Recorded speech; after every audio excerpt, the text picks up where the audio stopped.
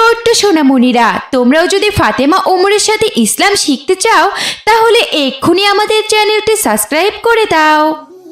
রসুলপুর মহল্লায় রিয়াদ নামের এক যুবক ছেলে তার স্ত্রী মারিয়া এবং একমাত্র মেয়ে মিলিকে নিয়ে বেশ সুখী শান্তিতেই বাস করছিল। রিয়াদ ছিল জাহাজের ক্যাপ্টেন। সে সমুদ্রে জাহাজ নিয়ে বিভিন্ন দেশে যেত এবং 6 মাসে একবার বাড়িতে আসতো।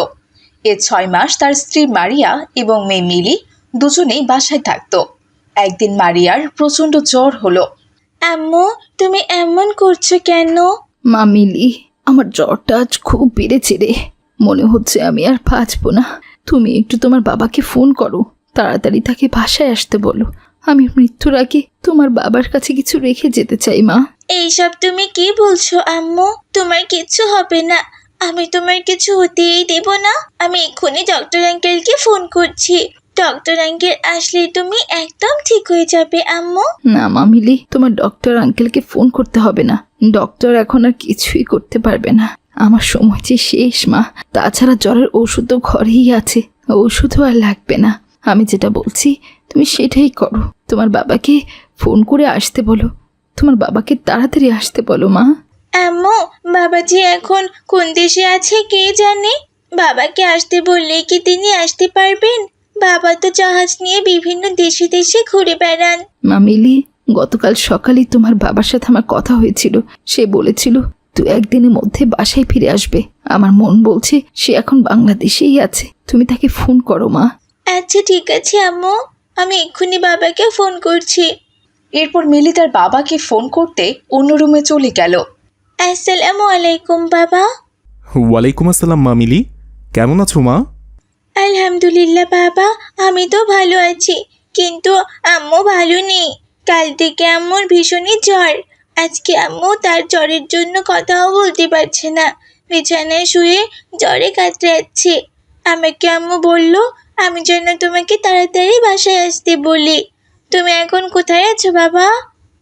মা মিলি, আমি তো এখন বাংলাদেশেই আছি, এই মুহূর্তে চট্টগ্রাম বন্দরে। আমি কালকের মধ্যেই বাসায় পৌঁছে যাব। তোমার আম্মুকে একজন ভালো ডাক্তার দেখাতে বলো আর ভালো ওষুধ খেতে বলো। আমি খুব শীঘ্রই চলে আসবো মা। আলহামদুলিল্লাহ। আচ্ছা ঠিক আছে বাবা, তুমি তাহলে তাড়াতাড়ি চলে এসো। আম্মুকে নিয়ে আমার খুব ভয় করছে। এরপর মিলি ফোন রেখে দিয়ে তার মায়ের রুমে চলে গেল। মা মিলি, তোমার বাবা কি বললো? সে বাসায় আসবে তো? আম্মু, বাবা বলল সে বাংলাদেশে আছে, চট্টগ্রাম বন্দরে, কিন্তু তিনি আজকে আসতে পারবে না। কালকে সকালের মধ্যেই সে বাসায় পৌঁছে যাবে। তুমি চিন্তা করো না, তোমাকে ভালো ডাক্তার দেখিয়ে ভালো ওষুধ খেতে বললো, বুঝতে পেরেছো? আমি কি ডক্টর আঙ্কেলকে ফোন করব আম্মু? না মা, ডক্টরকে ফোন করতে হবে না। ওই যে টেবিলের উপর ওষুধ রাখা আছে, তুমি ওখান থেকে ওষুধগুলো আমাকে দাও, আমি খেয়ে নিচ্ছি। ওষুধগুলো খেলেই আল্লাহর রহমতে আমি সুস্থ হয়ে যাব মা। কিন্তু আম্মু, তুমি কোনো খাবার না খেয়ে ওষুধ খাবে? ভয় পেও না মা, আমার খাবার খেতে হবে না মা মিলি। আমার পেট ভরাই আছে। তুমি শুধু ওষুধগুলোই আমাকে দাও আর 1 গ্লাস পানি দাও। যাও মা মিলি, আমি ওষুধ খেয়ে নিয়েছি। তুমি এখন খাবার খেয়ে ঘুমিয়ে পড়ো। এরপর মিলি খাবার খেতে চলে গেল। খাবার খাওয়া শেষ করে তার মায়ের পাশে ঘুমিয়ে পড়ল। এরপর রাত পেরিয়ে ভোর হলো। ভোরে ফজরের আজানের শব্দে মিলির ঘুম ভাঙল। ফজরের আজান হচ্ছে, আম্মুকে নামাজ পড়ার কথা বলি, আর আমিও গিয়ে নামাজ পড়ে নেই। আরে আরে, আমি এটা কি করছি? না না, আম্মু তো ভীষণ অসুস্থ, তাকে এখন ডাকা যাবে না। আজ আর আম্মুর নামাজ পড়তে হবে না, তিনি যেহেতু অসুস্থ তাকে আর ডাকবো না। যাই, আমি নিজেই গিয়ে নামাজটা পড়ে নেই। নামাজ পড়ে এসে আম্মুকে ডেকে নাস্তা খেতে বলি। এই কথা বলে মিলি অন্য রুমে নামাজ পড়তে চলে গেল। তার নামাজ পড়া শেষ হতে সকাল হয়ে গেল। তারপর সে সকালের নাস্তা রেডি করে তার মাকে ডাকতে লাগলো। আম্মু, আম্মু, ওঠো ওঠো আম্মু, সকাল হয়ে গেছে, ফ্রেশ হয়ে নাও। আমি তোমার জন্য নাস্তা রেডি করেছি, নাস্তা খেয়ে ওষুধ খেয়ে নাও তো আম্মু। এভাবে মিলি বেশ কয়েকবার তার মাকে ডাকার পরেও সে তার মায়ের কোনো সাড়া শব্দ পাচ্ছিল না। কি ব্যাপার আম্মু, তুমি কথা বলছো না কেন? আম্মু, আম্মু কি হয়েছে তোমার? ওঠো আম্মু, ওঠো। এরপর আরও অনেকবার ডাকার পরে মিলি বুঝতে পারল যে তার মা আর এই দুনিয়াতে নেই, সে মারা গেছে। মারিয়ার মৃত্যুর খবর শুনে ওই মহল্লার অনেকেই সেখানে চলে এলো। কিছুক্ষণ পর মিলির বাবা রিয়াদও শহর থেকে চলে এলো, আর বাড়িতে এসে তার বাড়িতে এতগুলো মানুষ দেখে সে বলল, কি কি হয়েছে এখানে? এত মানুষ আমার বাসায় কেন? কি হয়েছে মা মিলি? তোমার তোমার আম্মু কোথায়? বাবা, তুমি এসেছো? ওই দেখো বাবা, আম্মু যে আমাদেরকে ছেড়ে চিরদিনের জন্য চলে গেছে, আর কোনোদিন তিনি ফিরে আসবে না বাবা, ফিরে আসবে না। দেখো। কি কি বলছো মা মিলি? মারিয়া মারা গেছে? না না না না না, এ হতে পারে না। আমি বিশ্বাস করি না। মারিয়া, মারিয়া, ওঠো মারিয়া, এই দেখো আমি এসেছি। তোমার কিছু হবে না মারিয়া, আমি তোমাকে হাসপাতালে নিয়ে যাব। উঠো মারিয়া, উঠো। কি হলো মারিয়া? মারিয়া, উঠছো না কেন? উঠো, উঠো বলছি, উঠো। রিয়াদের এমন কান্না দেখে আব্দুর রহমান তার কাছে এসে বলল, বাবা রিয়াদ, এভাবে কান্না করে না বাবা, এতে আল্লাহ নারাজ হবেন। কেউ মারা গেলে কাঁদতে হয় না বাবা। মারিয়ার যে এই দুনিয়া থেকে হায়াত ও রিজেক দুটোই শেষ হয়ে গিয়েছে, এজন্যই তো আল্লাহ তাআলা তাকে এই দুনিয়া থেকে নিয়ে গেছেন। এখানে তোমার আমার কারোই কিছু করার নেই বাবা। মারিয়া আজ যেখানে চলে গেল, দুদিন আগে পরে আমাদেরকেও সেখানেই যেতে হবে। কেঁদো না বাবা, কেঁদো না। আব্দুর রহমান চাচা, এটা আমার সাথে কি হয়ে গেল? মারিয়া যে আমাকে ছেড়ে চলে যাবে, আমি এটা বিশ্বাসই করতে পারছি না। আমি 6 মাসের জন্য জাহাজে গিয়েছিলাম। প্রত্যেক দিন ওর সাথে কথা হতো আমার। ওর যে এত জ্বর হয়েছে, ও আমাকে কিচ্ছু বলেনি। কাল রাতে শুধু মিলি আমাকে ফোন করে বলেছিল তার মায়ের খুব জ্বর। আমি যদি জানতাম মারিয়া বাঁচবে না, তাহলে আমি প্লেনে করে চলে এসে ওকে হাসপাতালে নিয়ে যেতাম। বাবা রিয়াদ, কেউ তো তার মৃত্যুর সম্পর্কে আগাম জানে না বাবা। আল্লাহ যেটা ভালো মনে করেন, তিনি সেভাবে করেই তেমন একটা উপলক্ষ দিয়েই মানুষকে দুনিয়া থেকে নিয়ে যান। তুমি এভাবে ভেঙে পড়লে তো তোমার মেয়েটা আরো বেশি কষ্ট পাবে বাবা। এখন তাড়াতাড়ি মারিয়ার দাফনের ব্যবস্থা করতে হবে। এরপর মহল্লার সকলে মিলে মারিয়ার দাফন কাফনের ব্যবস্থা করলো। দাফন কাফন শেষে আব্দুর রহমান তার বাড়িতে গিয়ে তার 2 ছেলে মেয়ে সহ খাবার নিয়ে আবার রিয়াদের বাসায় চলে আসলো। বাবা রিয়াদ, এই নাও, এখানে তোমাদের জন্য রাতের খাবার আছে।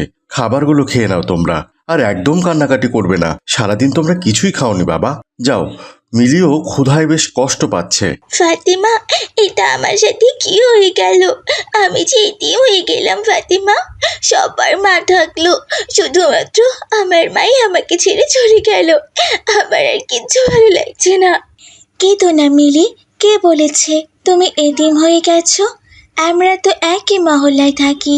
তুমি এতিম নও মিলি, আমরা মহল্লার সকলে মিলে তোমার দেখাশোনা করবো মিলি। তুমি আর কেঁদো না। বোন মিলি, ফাতেমা ঠিক কথাই বলেছে, তোমার কোনো অসুবিধে হবে না। তুমি এতিম নও বোন, তুমি আমাদের সাথেই থাকবে। আর কাঁদবে না তো তোমরা। খাবারগুলো খেয়ে নিও বাবা। আমরা তাহলে এখন আসি। এরপর আব্দুর রহমান রিয়াদকে খাবার দিয়ে তার ছেলে মেয়েকে নিয়ে সেখান থেকে চলে গেল। এভাবেই বেশ কিছুদিন কেটে গেল। আস্তে আস্তে রিয়াদের ছুটির সময়ও শেষ হয়ে গেল। এখন সে তার মেয়েটাকে কার কাছে রেখে যাবে সে কিছুই বুঝতে পারছিল না। তাই সে আব্দুর রহমানের বাসায় গেল পরামর্শ নিতে। আসসালামু আলাইকুম আব্দুর রহমান চাচা। ওয়ালাইকুম আসসালাম বাবা রিয়াদ, এসো বাবা, ভেতরে এসো। আব্দুর রহমান চাচা, আমি খুব বড় বিপদে পড়ে গেছি। আমি তো 1 মাসের ছুটি নিয়ে বাসায় এসেছিলাম। আমার ছুটিকাল থেকে শেষ। কাল আবার আমাকে জাহাজে গিয়ে উঠতে হবে। কিন্তু আমি মিলির কী ব্যবস্থা করব বুঝতে পারছি না। আমি তো জাহাজে 6 মাস সমুদ্রে থাকি। এই সময়টা ওকে আমি কোথায় রেখে যাব কিছুই তো বুঝতে পারছি না চাচা। বাবা রিয়াদ, কি যে বলো না। মিলির কি থাকার জায়গার কোনো অভাব আছে? ও তো আমাদের বাসাতেই থাকবে, কোনো সমস্যা নেই। ও তোমার আমার মেয়ে ফাতেমার মতোই থাকবে। তুমি ওকে নিশ্চিন্তে রেখে যেতে পারো বাবা। না না না আব্দুর রহমান চাচা, এটা হয় না। আমার তো বাড়ি আছে, আমার বাড়িটা তো দেখাশোনা করতে হবে। তা না হলে যে 6 মাস পর আমি এসে দেখব আমার বাড়ি একটা ভুতুরে বাড়ি হয়ে গেছে। তাই আমি চাইছিলাম কোনো একজন কেয়ারটেকার মহিলাকে বাড়িতে রাখতে, আমার মেয়েটা তার সাথে রেখে যেতে। তাকে মাসে মাসে আমি বেতনও দিতাম।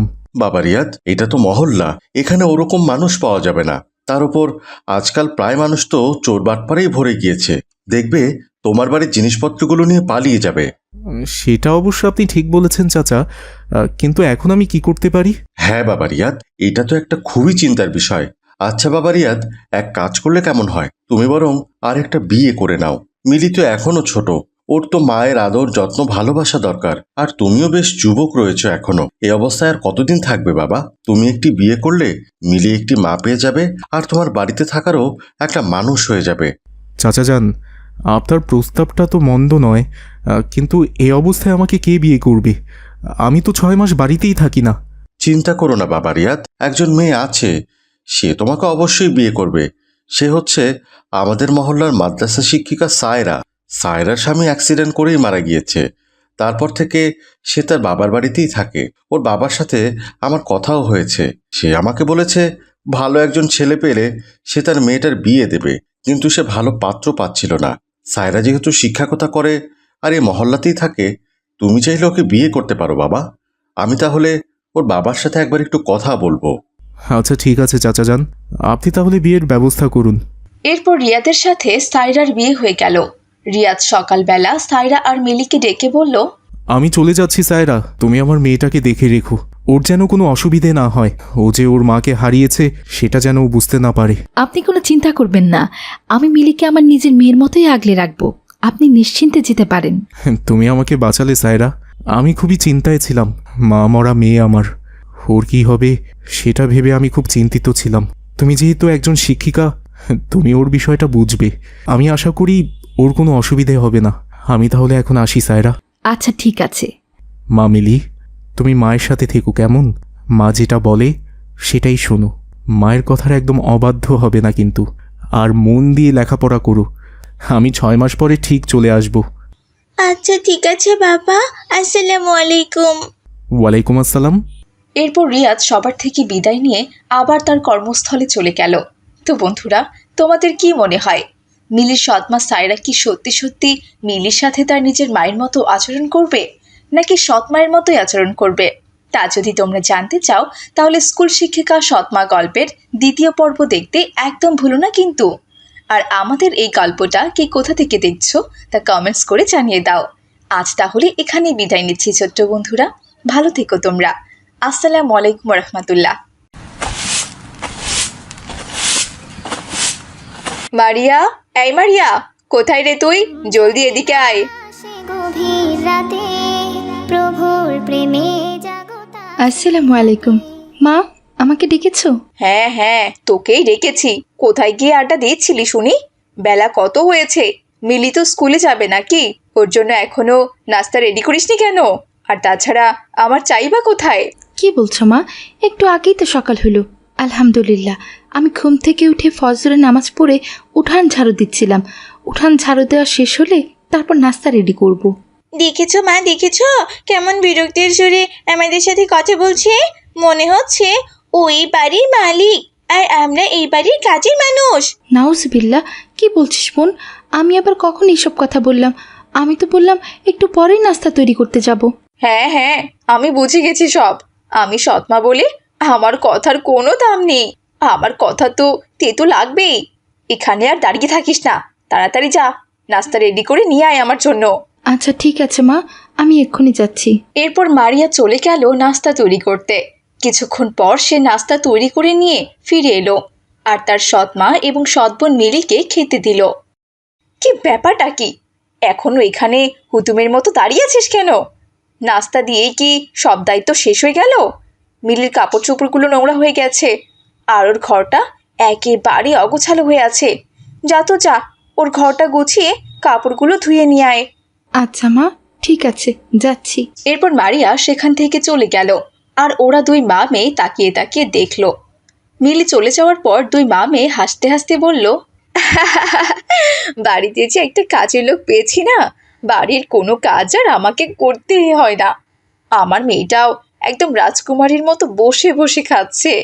এমন সুখ কি এই মহল্লার আর কোনো বাড়িতে আছে? ঠিকই বলেছ মা, মারিয়া এই বাড়িতে আছে বলে আমাদের কোনো কাজ করতে হয় না। বসে বসে শুধু খাই আর হুকুম চালাই। তোমার প্রেমে নতুন ছবি আঁকি, দেখো তোমায় এদিকে মারিয়া মিলির ঘর গোছানো শেষ করে ওর ময়লা কাপড়গুলো ধুতে চলে গেল পুকুর পাড়ে। তখনই সেখানে মিলির বাবা মাহাতাব মিয়া চলে এলো। আসসালামু আলাইকুম বাবা, তুমি সকাল সকাল উঠে কোথায় গিয়েছিলে? বাড়িতে আমি নাস্তা রেডি করে রেখে এসেছি, যাও খেয়ে নাও। ওয়ালাইকুম আসসালাম। আচ্ছা ঠিক আছে মা, আমি গিয়ে খেয়ে নিব। এ কি, এগুলো তো দেখছি মিলির কাপড়। মিলির কাপড়গুলো তুই ধুতে এসেছিস কেন রে মা? ওর কি হাত পা নেই? ও ধুতে পারে না? বাবা তুমি এভাবে বলছো কেন? মিলি তো ছোট মানুষ, ও কি করে এত ছোট বয়সে কাপড় ধোবে? তবুও সে আসতে চেয়েছিল, আমি ওকে নিয়ে আসিনি। ওর কোনো দোষ নেই বাবা। চুপ কর তো মা, তুই হয়েছিস একদম তোর মায়ের মতন চাপা স্বভাবের। অন্যকে বাঁচানোর জন্য মিথ্যে কথা বলছিস, কিন্তু নিজের উপর যে এত অত্যাচার হয় কোনোদিন তো মুখ খুলে আমাকে কিছু বলিসও না। তুই না বললেও আমি কি বুঝতে পারি না মনে করেছিস? ওরা দুই মা মেয়ে প্রতিদিন তোকে অত্যাচার করে, তোকে দিয়ে বাড়ির সমস্ত কাজ করায়। তবে তুই কোনো চিন্তা করিস না মা, তোকে আর আমি বেশি দিন এই কষ্টের জীবনে রাখবো না। কি করে তোর জীবনে সুখ নিয়ে আসা যায় আমি সেই কথাই ভাবছি মা। হয়েছে বাবা, আমার সুখ নিয়ে এত ভাবতে হবে না। আলহামদুলিল্লাহ, আল্লাহ তাআলা আমার কপালে যেটা লিখে রেখেছেন সেটাই হবে। তুমি যাও, নাস্তা রেডি করা আছে, গিয়ে খেয়ে নাও। এরপর মাহাতাব মিয়া সেখান থেকে চলে গেল আর মারিয়া মিলির কাপড়গুলো ধুতে লাগলো। দাদা একটু তাড়াতাড়ি দিন না। আমরা একটা চায়ের দোকানে আছি, এখানে 5 থেকে 10 মিনিট স্টে করবো, ওভার অ্যান্ড আউট। এই যে খুব তো দেখছি এখানে দুই মা মেয়ে বসে টিভিতে সিরিয়াল দেখছো, আর ওদিকে আমার মেয়েটাকে একা একা পাঠিয়েছো কাপড় ধুতে, তাই না? তোমরা এই সিরিয়াল না দেখে ওকে গিয়ে তো একটু সাহায্যও করতে পারো, তাই না? মেয়েটা কি অতগুলো কাপড় একা একা ধুতে পারে? কি বললে তুমি? সামান্য কটা মাত্র কাপড় নিয়ে গেছে ধুতে, আর ওই কটা কাপড় কিনা একা ধুতে পারবে না সে? সারাদিন যে এতগুলো খাবার খায় সেগুলো কোথায় যায় শুনি? খাবার তো তোমার মেয়ে মিলিও খায়। কই, ওকে তো আমি কোনোদিন একটা কাজ করতে দেখিনি। স্কুলেও তো ঠিক করে যায় না, সারাদিন বসে টিভিতে সিরিয়াল দেখে। দুই মা মেয়ে হয়েছে একই রকম। তবে তোমাদের এই সুখ আর বেশি দিন থাকবে না। দাঁড়াও, আমি একটা ব্যবস্থা করছি। দাও, তাড়াতাড়ি আমাকে নাস্তা এনে দাও। নাস্তা রেডি করা আছে, যাও গিয়ে নিজে নিয়ে খাও। আমরা সিরিয়াল দেখা নিয়ে ব্যস্ত আছি, এখন যেতে পারবো না। হ্যাঁ হ্যাঁ, শিখেছো তো ওই এক কাজ, সারাদিন বসে বসে সিরিয়াল দেখা। দুই মা মেয়ের তো আর কোনো কাজ নেই। এরপর মাহাতাব মিয়া নাস্তা খেতে রান্নাঘরে চলে গেল। তারপর বিকেলবেলা মাহাতাব মিয়া মন খারাপ করে বাড়ি থেকে বের হয়ে গেল। পথে তার সাথে আব্দুর রহমানের দেখা হয়ে গেল। আসসালামু আলাইকুম মাহাতাব ভাই, বাজারে যাচ্ছ বুঝি? কি ব্যাপার মাহাতাব ভাই, তোমার মুখটা এমন শুকনো লাগছে কেন? ওয়ালাইকুম আসসালাম আব্দুর রহমান ভাই। না ভাই, বাজারে যাচ্ছি না, যাচ্ছিলাম একটু নান্টু ঘটকের বাড়িতে। ঘটকের বাড়ি? ঘটকের বাড়ি কেন ভাই? আব্দুর রহমান ভাই, আপনাকে বলতে সমস্যা নেই, আপনি তো খুবই ভালো মানুষ। আসলে আমি আমার মেয়ে মারিয়াকে নিয়ে বড় বিপদে আছি। আপনি তো জানেন ওর মা ছোটবেলায় ওকে রেখে মারা গেছে। তারপর আমি আর একটা বিয়ে করেছি। ওই দিককার আমার আর একটা মেয়েও আছে, কিন্তু ওরা দুই মা মেয়ে মিলে আমার মা মরা মেয়েটাকে খুব জ্বালায়। সারাদিন ওকে দিয়ে কাজ করায়। কাজ করতে করতে আমার মেয়েটার অবস্থা খারাপ হয়ে গেছে। তাই আমি চাচ্ছি ওকে ভালো জায়গায় বিয়ে দিয়ে দিতে, যাতে ও আর কোনো কষ্ট না করে ভাই। ও আলহামদুলিল্লাহ, এ তো খুবই ভালো কথা ভাই। মারিয়া খুবই ভালো মেয়ে, ওকে আমি দেখেছি। আপনি এক কাজ করেন মাহাতাব ভাই, আমার দূরসম্পর্কের এক ভাতিজা আছে, ওর বাবা মা কেউ বেঁচে নেই। ছেলেটা একা একা পড়াশোনা করে মস্ত বড় চাকরি নিয়েছে, মাসে 1 লাখ টাকার মতো বেতন পায়। ছেলেটা আমাকে বলেছে সে বিয়ে করতে চায়। আমাকে বলেছিল আমি যেন ওকে একটা ভালো মেয়ের সন্ধান দেই। মারিয়া তো খুবই ভালো মেয়ে। আমি চাচ্ছি ভাই তোমার মেয়ে মারিয়াকে আমার ভাতিজার সাথে বিয়ে দিতে। এতে তুমি কি বলো মাহাতাব ভাই? আলহামদুলিল্লাহ, এ তো খুবই ভালো কথা। আমি অনেক খুশি হয়েছি ভাই। আমি তো চাইছিলাম এরকমই একটা ছেলের সাথে আমার মেয়েটার বিয়ে দিতে। আমার বাড়িতে তো তার কোনো সুখ হলো না, যাতে স্বামীর বাড়িতে গিয়ে একটু সুখে থাকতে পারে এই কামনাই করি। কোনো সমস্যা নেই মাহাতাব ভাই, ছেলে খুবই ভালো। ইনশাআল্লাহ সে তোমার মেয়েকে সুখেই রাখবে। তুমি তোমার মেয়ের সাথে কথা বলো ভাই, তাহলে আমরা কালকেই তোমার মেয়েকে দেখতে যাব। আচ্ছা ঠিক আছে আব্দুর রহমান ভাই, আসসালামু আলাইকুম। এরপর মাহাতাব মিয়া সেখান থেকে বাড়িতে চলে এলো আর বাড়িতে গিয়ে তার স্ত্রী শেফালিকে বলল, শেফালি, আমি মারিয়ার বিয়ে ঠিক করেছি। কালকে ছেলে ওকে দেখতে আসবে। আমাদের মহল্লার আব্দুর রহমান ভাই আছেন না, তার ভাতিজা, খুবই ভালো ছেলে। কি আপনি ওর বিয়ে ঠিক করেছেন? খুব ভালো কাজই করেছেন। অবশেষে তাহলে আপদটা আমার বাড়ি থেকে বিদায় হচ্ছে। আমি যা খুশি হয়েছি। হ্যাঁ হ্যাঁ, তোমার খুশির জন্যই তো আমি বিয়েটা দিচ্ছি। এবার তুমি তোমার মেয়েকে নিয়ে সুখে থাকো। এই কথা বলে মাহাতাব মিয়া সেখান থেকে চলে গেল। পরদিন আব্দুর রহমান তার স্ত্রী ছেলে মেয়ে আর তার ভাতিজা জাহিদকে নিয়ে মারিয়াকে দেখতে এলো। মারিয়াকে দেখেই জাহিদের ভীষণ পছন্দ হলো, আর সাথে সাথে সে বিয়েতে মত দিল। আগামী শুক্রবার বিয়ে হবে সেটা ঠিক করে আব্দুর রহমান সহ তারা সবাই সেখান থেকে চলে গেল। এদিকে মিলি এসবের কোনো কিছুই জানতো না। তাদের বাড়ির সামনে এসে মিলি মেহমানদের চলে যেতে দেখে বলল, এরা আবার কারা? আমাদের বাড়িতে কেন এসেছিল? কিছুই তো বুঝতে পারছি না। যাই তো, ভেতরে গিয়ে মাকে জিজ্ঞেস করি তো। মা, বাড়িতে দেখলাম অনেক মেহমান এসেছিল, ওরা কারা বলো তো? আর তাছাড়া আমাদের বাড়িতে কেন এসেছিল মা?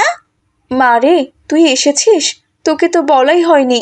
আমাদের বাড়ি থেকে আপদটা বিদায় হচ্ছে, জানিস? আপদ? আপদ কে মা? আপদ কে সেটা আজ পর্যন্ত তুই বুঝতে পারলি না? ওই যে মারিয়াম আছে না, ওই তো আপদ। আর ওরও বিয়ে হয়ে যাচ্ছে শুক্রবার। ও আমাদের বাড়ি থেকে চলে যাবে। কি যে আনন্দ হচ্ছে। আরে মা, তোমার কি মাথা ঠিক আছে? তুমি ওকে আপদ বলছো? হায় আল্লাহ, তুমি কি করেছো? মারিয়ার যদি বিয়ে হয়ে যায় তাহলে বুঝতে পারছো, বাড়ির এত সব কাজ তোমাকে আর আমাকে মিলে করতে হবে। আর এই যে আমরা এতদিন ধরে পায়ের উপর পা তুলে রাজরানীর মতো থাকতাম, এটা কিন্তু আর হবে না, বুঝতে পারছো? আরে তাই তো, এই কথাটা তো আমি আগে ভেবে দেখিনি। তুই তো ঠিক কথাই বলেছিস মা। ও চলে গেলে বাড়ির সব কাজ কে করবে শুনি? তখন তো সব কাজ আমাকে আর তোকে মিলেই করতে হবে। এবার বুঝতে পারছো? যে করেই হোক ওর বিয়েটা তুমি আটকাও মা, তা না হলে যে নিজের বাড়িতেই তোমাকে কাজের মহিলা আর আমাকে কাজের মেয়ে হয়ে থাকতে হবে। কিন্তু মা, বিয়েটা কি করে আটকানো যায় বলতো? ওরা তো মারিয়ামকে দেখে খুব পছন্দ করেছে। আগামী শুক্রবার বিয়ে হবে বলে গেছে। আরে ধুর মা, আমি থাকতে তোমাকে এইসব নিয়ে কোনো চিন্তা করতে হবে না। দাঁড়াও, আমার মাথায় একটা দারুণ বুদ্ধি এসেছে। এদিকে এসো, আমি তোমাকে কানে কানে বলছি।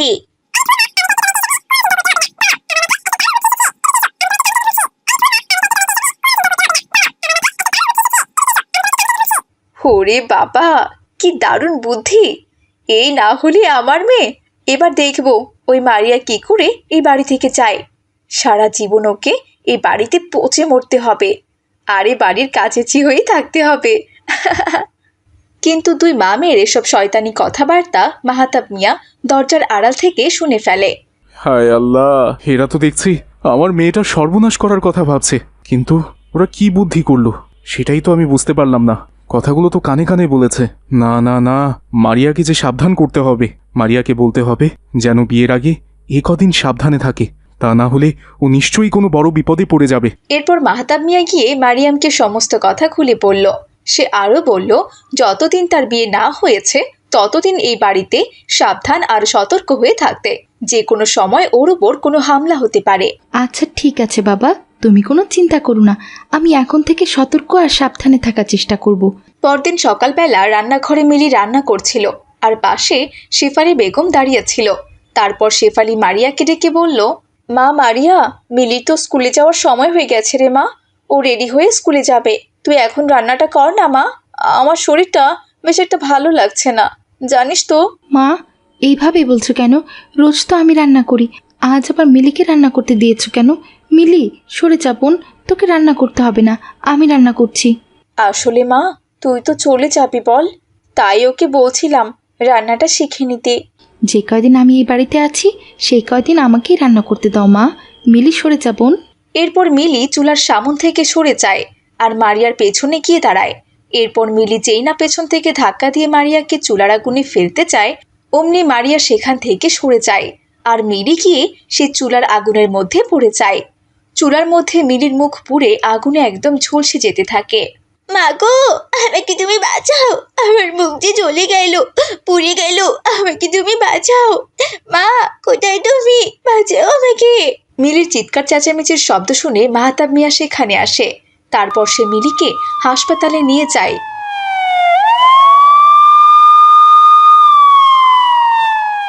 তারপর মিলি কিছুটা সুস্থ হলেও তার মুখমণ্ডল পুড়ে পুরো বিশ্রী হয়ে যায়।